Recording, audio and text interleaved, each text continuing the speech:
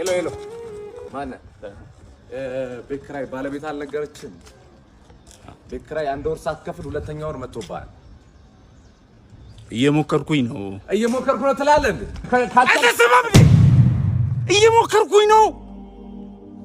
ያንተን የቤት ኪራይ ልከፍል እየሞከርኩኝ ነው። የልጆች ትምህርት ቤት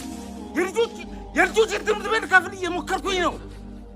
የሚበሉት አጥተው እየሞከርኩኝ ባለቤትን አሟታል። ሰው አይደለ እንዴ? ይኸው ተመልከት። ይሄ የልጆች ጌም የሚጫወቱበት ልሸጥ እየሞከርኩኝ ነው። አስብ እንጂ ሁሉም ሰው እየሞከረ ነው በዚህ ሰዓት። እጁን አጣጥፎ የተቀመጠ ሰው አይደል እንዴ? ታገሰኝ በቃ። እየሞከርኩኝ ነው።